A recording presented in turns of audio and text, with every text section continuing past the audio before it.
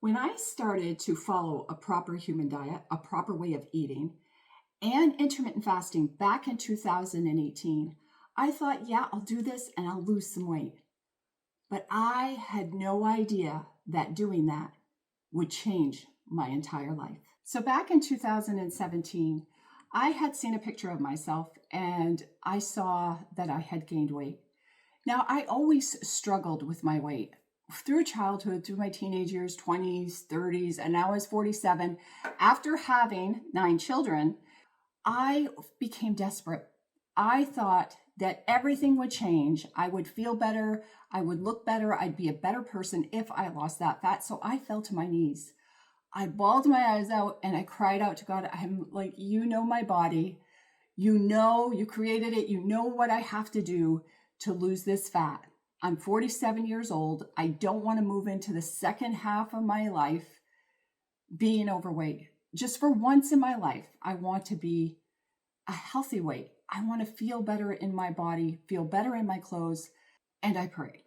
And it was a very heartfelt, a very deep prayer with so much feeling and desire behind it. And God answered my prayer. It wasn't too long after that, my sister, my younger sister, called me and we were talking about fat loss, something that I had struggled with, her not so much, but I did. And so she told me that people in her church were following this new way of eating, this called keto, ketogenic way of eating, and they were losing weight. They were losing fat. And she said, it works every time. So I'm like, okay, I'm sold. So I hung up from her. I ordered the book she had recommended and I started to dive into it. And that was shortly before Christmas.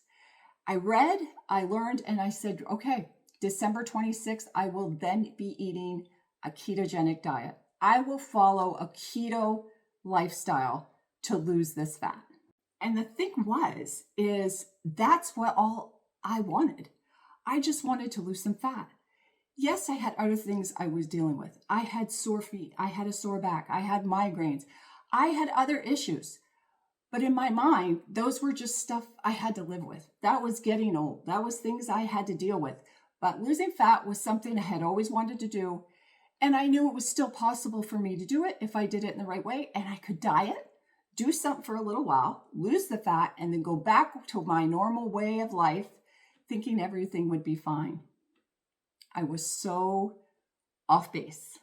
So today I'm going to share with you the transformation I have had over the last years since 2018. So the last 7 years, the transformation I've had in my health, in my mind, in my spiritual life, just because I decided that I wanted to lose fat, I prayed about it, and I started to change the way I ate. Unbeknownst to me, I didn't know that I was changing a lifestyle that I would live forever and that would give me lasting healing and health.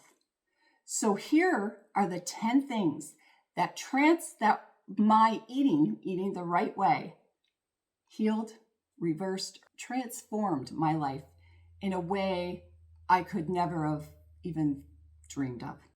So number one, I lost 40 pounds. I lost 40 pounds very quickly by following a ketogenic diet. Now, ketogenic diet is keeping your carbs under 20 and just eating whole foods, getting rid of grains, getting rid of seed oils, getting rid of high carb fruits and vegetables, and really just focusing on moderate protein, high fat, and low carb. And I did. And I dropped weight very quickly. Within 4 or 5 months, I had dropped my 40 pounds. I felt better and I was amazed. And then I realized through that process, learning and studying, I realized that this was going to be part of my life. This is how I had to eat. If I wanted the body that I had then, if I wanted the fat loss, if I wanted to feel better, I would just have to maintain this way of eating to maintain my body and to help my body to continue to do what it was doing. So that is when my whole eating, my whole way of looking at food and nourishing and fueling my body changed, and it changed forever. And I am so glad that it did. Now, as I followed a ketogenic diet and studied it, I soon found that as that was part of a proper human diet, meaning I was fueling my body properly, my diet fell into a natural state where going without food was just normal. I didn't have to eat 6 meals a day. I didn't have to snack all day. My body was nourished. It was satiated. I was eating what it needed, and I could go long periods of time without eating. And I found and I dug in, and that is called, the term that I know you've all heard, is intermittent fasting or fasting, going without food for a while. We were created, our bodies were created to do that, to eat, to feast, and to fast. That's a normal process. But in today's society, we don't give our bodies enough time to digest and rest and heal and to do perform all the tasks it needs to perform in those times of going without food, because most of the time our body is working to digest what we're eating because we're eating all day and we're just not giving it a time to do what it was supposed to do. So along with changing my diet to keto, I started fasting. This is when everything changed for me, because not just did I lose fat, the second thing that happened to me that I could never, if even dreamed or prayed for, was my dental health. Now, I want to explain something. I went through my whole life with dental disease. From when I was getting my first teeth, I had cavities. I always had cavities. I always needed fillings or a tooth pulled. Always, always, always. Every single time I went to the dentist. I remember at 7 years old sitting in the dentist chair and tears running down my eyes. And the dentist was not very nice. And he said, "Why are you crying? We haven't even started yet."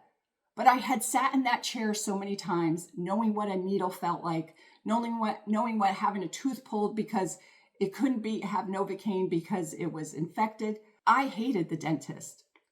And all through the years, every time I went, if I walked out with 2 cavities, I was doing good. I flossed.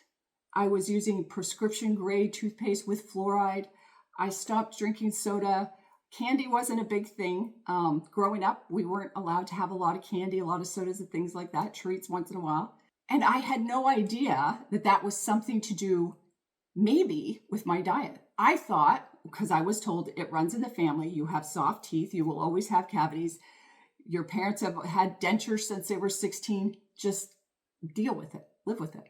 So when up until 47, every single time I went to the dentist, I've had 2 root canals. I would need fillings. I would sit in the dentist chair with a baby on my lap while they numbed me, took care of my teeth, doing these things when I didn't have anybody to keep the babies. It was just part of my life. And nothing I ever thought to think I could correct that. Since I started eating this way, eating a proper human diet in 2018, it has reversed.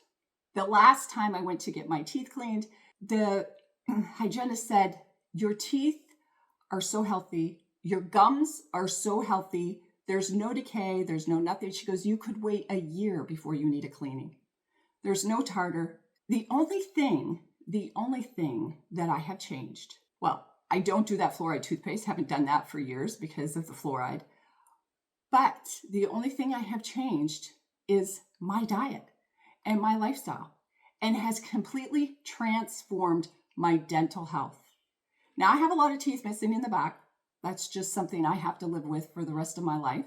But I have the teeth I have, and they will stay healthy, and I can maintain that. And that is something, unless you've dealt with it and gone through a life of so much problems with your teeth, you would never know what kind of answer to a prayer I didn't even pray, because I didn't even think that I could reverse that or change the health of my mouth. But I have, just from my diet. Number 3 is plantar fasciitis. When I first said that prayer to lose fat, I had plantar fasciitis. My feet were horrible. I couldn't walk. My mother had it. We would talk about it. She said, "You're going to end up having to have cortisone shots, and you're going to have to probably have surgery." And I did not want that. And I'd pray, "Lord, please, my feet, please. And I'd have friends, please pray for my feet, that they get better. I couldn't get on walks. I'd get out of bed in the morning. My feet, I couldn't even stand on them. I'd have to take breaks throughout the day to put ice on my feet. I wore splints to bed. I had compression socks. Nothing would fix them. And when it started, it just quickly spread to the other foot, and I was just suffering with this plantar fasciitis. Within weeks after starting eating a proper human diet,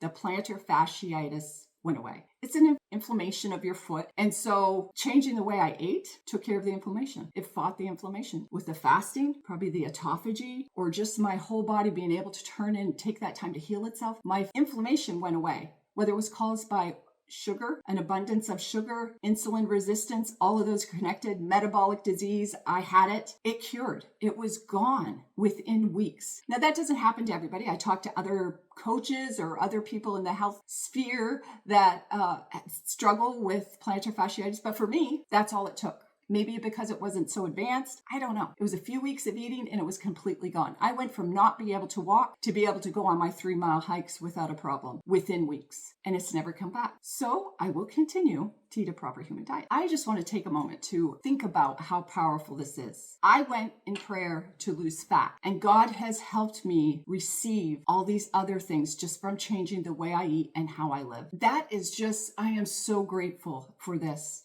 And that's one of the reasons I'm so passionate to share this, because people are suffering without even realizing they can do anything about it. I was suffering with plantar fasciitis. I was suffering with problems with my teeth and my dental health. And I never thought that it would ever change. It even never consideration that I could change or do something to affect that and heal it. And I am so grateful. I am so grateful for learning how to properly nourish and support my body, because our bodies are amazing and they were created to heal when we support them in the right way. So the next thing on my list, this is a big one because I lived with this, another thing I lived with from my infancy. So even before I dealt with dental disease, I had an issue with choking on food. It was to the point that as I was infant, anything my mother, a bottle or whatever that she would feed me, I would projectile vomit, anything. People would ask to hold me at church, she said, and I would every time vomit on their clothes, but they still wanted to hold me because I was so cute. But it was something I lived with my whole life, going to school. And as I got into high school, it seemed to get worse. I would be in high school sitting at the cafeteria. I would start to choke on food. Somebody would say, take a drink, which I knew better. I knew not to take a drink because the food was lodged and the liquid would not wash it down. It would just pile on top of it and it would come shooting out of my mouth, just like it did when I was an infant. And so I would run to the bathroom with milk shooting out of my mouth, trying to get to a toilet so I could bring up the food. My daily thing when I ate, when I sat down with a family, with my children, with my parents, and then later on with my children and my husband, every time we sat down, Mom would be choking on something. So I would go silent. I'd lay down my fork, and everybody knew by looking at me, don't talk to her. I'm going to see if the food will go down. And if not, then I would have to run to the bathroom and bring up my food. And that was a daily occurrence.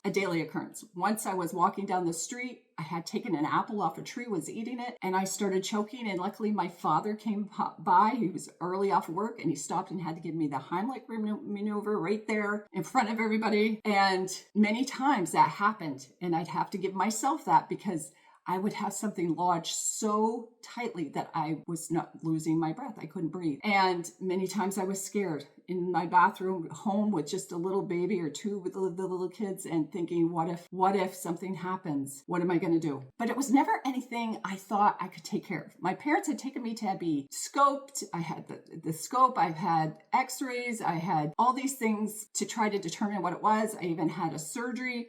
Nothing helped. Whatever it was, nothing helped. It wasn't clearly diagnosed. Nobody knew why Joy chokes on food. Didn't know. All I knew was something I had to live with. I had to adapt. I had to change the way I eat. I had to eat really slow.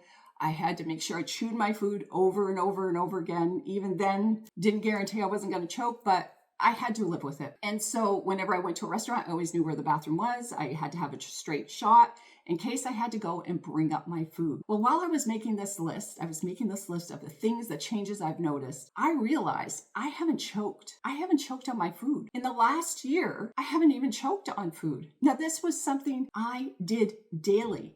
And even after I started eating this way in 2018, I still choked very often. It was something, so it was a healing that had to take place. It was a process. It wasn't instant. It wasn't right out of the gate. But because I stuck to my way, this way of eating, the proper human diet, my body was given enough time, enough space, enough fuel, enough nutrients, enough whatever it needed to finally heal that problem that I had, that choking that I had. If you don't have a problem like that, you may never understand what that felt like or what that feels like. But I was someone who always had to go to the bathroom, my fingers down my throat. I know it's gross, but I had to do it or I would choke to death. I don't have to do that anymore. I eat steak, I eat chicken, I eat all the things that normally would have made me choke, and they don't. Praise God for that. Nothing I prayed for, nothing I expected, but because I've supported my body, I don't have to live with choking on my food anymore. The next thing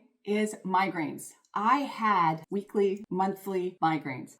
These started in my 20s, and they would be a migraine that I would be in bed 1 or 2 days. There was nothing that would touch it. I had prescription medicines. I would take prescription medicines. I would lay down. Nothing would take care of them. I would have to suffer through them 1 or 2 days. And everybody knew when mom had a migraine, she was out of commission for a couple days. It was horrible. And I had at least 3 a month, if not more. And it became it's one of those migraines, you can't do anything. You miss out on things, you just can't do anything. My eyesight would get distorted on half of my face, and I would be like, okay, here comes the migraine. And I knew the nausea would soon come. I would be in bed, and I don't have them anymore. I don't have migraines anymore.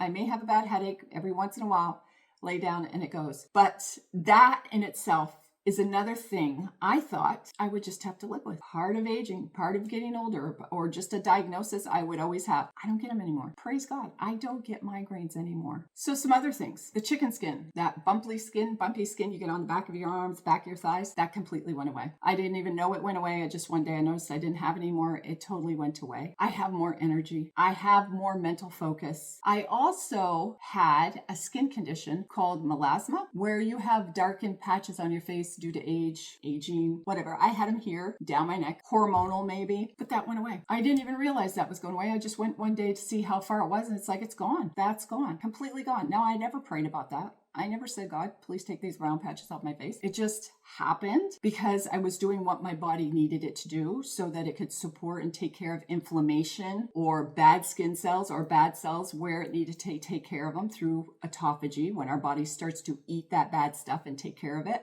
repair it, or totally get rid of it, whatever it's going to do. But because I was eating the way I was eating, and because I fast and give my body time to rest, that completely took care of itself. I don't have brown patches on my face. And the last thing I want to mention is another issue, inflammation, something that I had to deal with for most of my life. When I was younger, in my teenage years, I worked on a potato harvester for a couple of falls. And when you stand on a potato harvester, you're bent over a little bit. Your lower back, you're bent to try to get the rocks off the potato belt.